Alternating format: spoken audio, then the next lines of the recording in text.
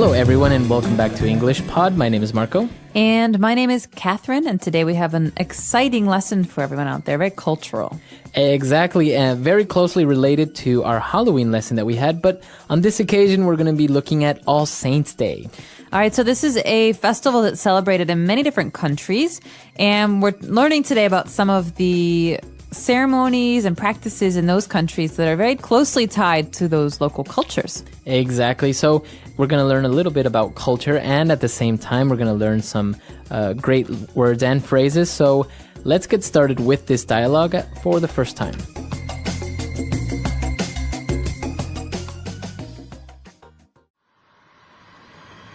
The Day of the Dead has arrived. All Souls Day and All Saints Day. Your neighbor is crazy. Why is he screaming that? Because today is the 1st of November, the Day of the Dead. Oh, that's right. This is a very special day among many cultures around the world, especially in Latin America. Seriously? I thought it was just like any other day, except for the fact that people visit the cemetery and remember their loved ones. Well, that's just part of it. People across the world celebrate in different ways. In Mexico, for example, it's common to see people building private altars honoring the deceased, using sugar skulls, preparing the favorite foods and beverages of the departed, and visiting graves with these as gifts. In the Philippines, the tombs are cleaned or repainted. Candles are lit and flowers are offered. Entire families camp out in cemeteries and sometimes spend a night or two near the relatives' tombs. Whoa, that's scary. I don't know if I could do that. Why? We should fear the living, not the dead. And we're back. So, did you know about these traditions in the Philippines and in Mexico? I know about the Mexican ones because there's a lot of Mexicans where I come from in Chicago, and they still celebrate these things. But I didn't know about the Philippines, so I found this really interesting. Interesting, right? Actually, yeah, the Philippines as well as Mexico are very Catholic countries, so maybe that's one of the reasons why they have they have these events that are so important for their culture. I'm sure, yeah. All right, so before we start talking a little bit more about the culture, why don't we take a look at language takeaway? Language takeaway. All right, the first word is a very common word, especially if you're a church-going person. The word is altar. Okay, and an altar. An altar. It's a thing. It's a thing, and an altar is usually found inside a church, as you said, right? That's right. Mm-hmm. So it's like a... Table. It's like a table. Or a counter. So the altar in the church is where the priest does all of the stuff that he does during the Mass. It's where he prepares the bread and the wine, and it's essentially a table, yeah. But you can build an altar for yourself in your garden, for example, right? And it doesn't have to do with the Catholic religion necessarily. No, not necessarily. You could have an altar in a Greek pagan temple where you give offerings to a god or goddess. And so in this case, an altar is a special religious table where you perform certain religious rites or functions. Okay, very interesting. All right, and so it's common in Mexico for people to build private altars honoring the deceased. So what is this word deceased? All right, deceased is a noun. It's a word that we use to call someone who's dead or departed. So the deceased was named John Smith. So it's like a more technical term of saying somebody is dead. Right, and it's something that you'll often read in the newspaper when they don't want to say the dead guy. You know, they say the deceased was a doctor and he is survived by 3 children. And so deceased is a way to describe a person in a nicer way. Right, very good, the deceased. And you mentioned another word that's very closely related to deceased, the departed. That's right, and this is actually a famous word because of a Martin Scorsese movie that came out about 2 years ago. Yeah. And departed, you know the word to depart, to leave. To leave, right. A person that is a departed is someone who has left us. It's left this world. Yeah, it's a dead person. So you can say the deceased or the departed, which basically means the same thing as the dead guy or the dead person. Exactly. But again, it's much more polite. It's something that we hear often at funerals or that we read in magazines. Okay, so for example, All Saints Day is a way of honoring the departed. Exactly. Very nice sounding. Yeah, it sounds better.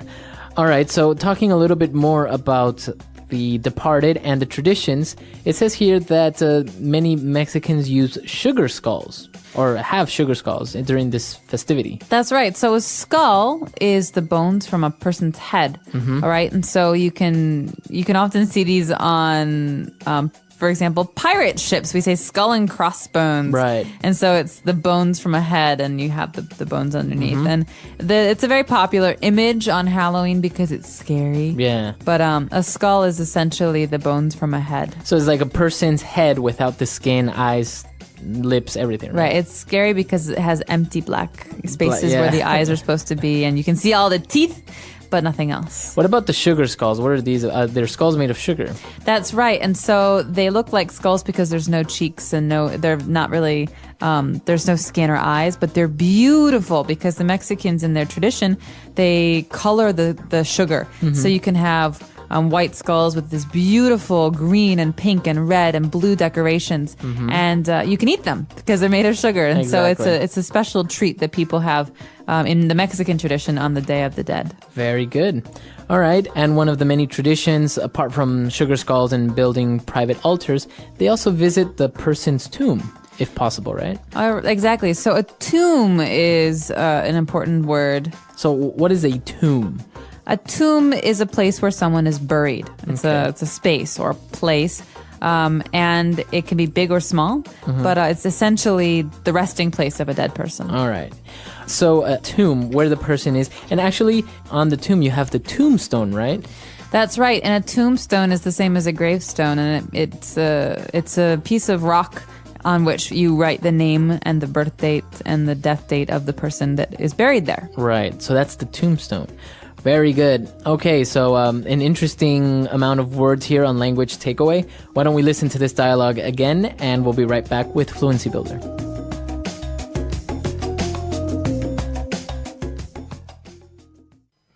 Your neighbor is crazy. Why is he screaming that? Because today is the 1st of November, the Day of the Dead. Oh, that's right. This is a very special day among many cultures around the world, especially in Latin America. Seriously? I thought it was just like any other day, except for the fact that people visit the cemetery and remember their loved ones. Well, that's just part of it. People across the world celebrate in different ways. In Mexico, for example, it's common to see people building private altars honoring the deceased, using sugar skulls, preparing the favorite foods and beverages of the departed, and visiting graves with these as gifts. In the Philippines, the tombs are cleaned or repainted. Candles are lit and flowers are offered. Entire families camp out in cemeteries and sometimes spend a night or two near the relatives' tombs. Whoa, that's scary. I don't know if I could do that. Why? We should fear the living, not the dead. All right, we're back. So why don't we look at 3 main phrases on Fluency Builder now? Fluency Builder. Well, the first phrase should be obvious by now because it is the name of the holiday we're talking about, and the name is the Day of the Dead. The Day of the Dead. So this is their day. It is, and it's the Day of the Dead because it's the day in which people around the world celebrate the departed. It's when they talk about and remember people that they've loved who have died. Okay. So it's not really like a sad day, right? It's more of a happy remembering them and honoring them and how much you miss them, but in a good way. Exactly, and you're not actually going to hear this very often in reference to American culture because it's not something Americans do, and English people don't do either. But people, when they're talking about their own families and traditions, will want to talk about this because in the Philippines or in Latin America, you have a very strong culture, like a very strong tradition of celebrating this. So, All right, and as we mentioned, this day is a day to honor or to remember your loved ones, and that's our second phrase, your loved ones. the phrase loved ones might not be obvious to many people because you can love many people and many things, but loved ones is a phrase that generally means the people that you care about the most, your friends and your family. So you could say, I want to have a party, but I only want my loved ones to be there. Okay. Or he was in the hospital and all of his loved ones visited him. So it's all those people, not necessarily only family. It's friends and family that you love. Exactly. And so those are the people in the world that are the very closest to you. Okay. And our last phrase, and probably one of the most interesting traditions that we were able to see in this dialogue, is that people in the Philippines camp out in cemeteries on their family or loved one's tomb. That's right. So the phrase to camp out means to stay overnight, to bring food and a tent or blankets. And it essentially means to make a camp so you can stay there. And this is very unusual to me because I can't imagine sleeping in a graveyard. I think I get the goosebumps. Right. So camp out, or you can just say camp, right? You don't Right. necessarily have to say both of them. Right. You can camp or you can camp out. And camp out generally means that you're staying in a place that is temporary. Okay. Very good. So interesting phrases as well on Fluency Builder today. Let's listen to the dialogue for the last time, and we'll be right back.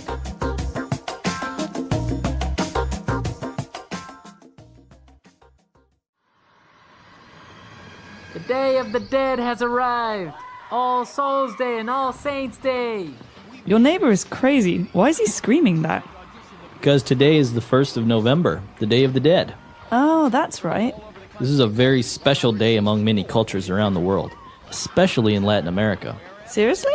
I thought it was just like any other day, except for the fact that people visit the cemetery and remember their loved ones. Well, that's just part of it. People across the world celebrate in different ways.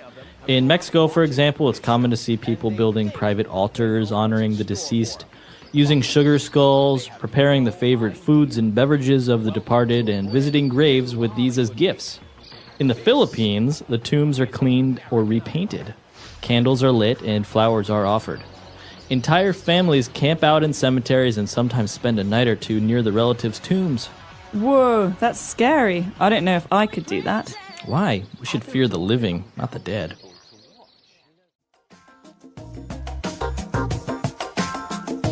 All right, we're back. So, Catherine, you mentioned that in Anglo-Saxon culture, England or in the United States, you don't have this type of tradition of honoring the dead or something like that. But you do visit the tomb of your loved ones or the cemetery as well, right?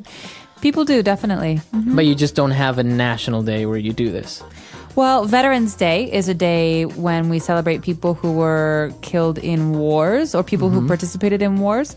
So in America, we have a day called Memorial Day in which we remember the people who have died serving the country in the military. And so Memorial Day is a day in which many people like to go to the graveyards and to lay flowers or to remember the dead.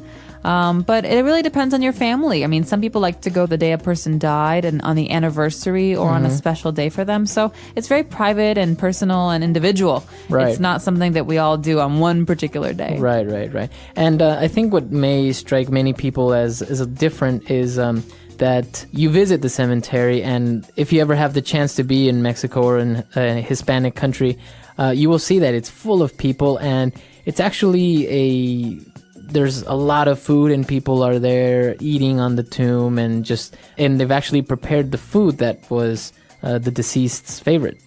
Wow, that's really nice though as a gesture because it's another way to remember the person and to celebrate how like things that were happy for them. Exactly, and it's a way of actually sharing a meal with that person even though that person isn't with you anymore in this world. So it's actually very interesting. It goes back again to a little bit of the culture and the folklore and everything from different countries, but we want to know what you guys do or how you remember your deceased because each country has its own particular little very interesting way of doing it. That's right. So please share with us on our website, EnglishPod.com, your own traditions and the culture that you have in your home country or town. And we're very curious to hear those. But also, if you have questions, as always, please ask because we're happy to answer those. All right, so we'll see you guys there. Bye, everyone. Bye.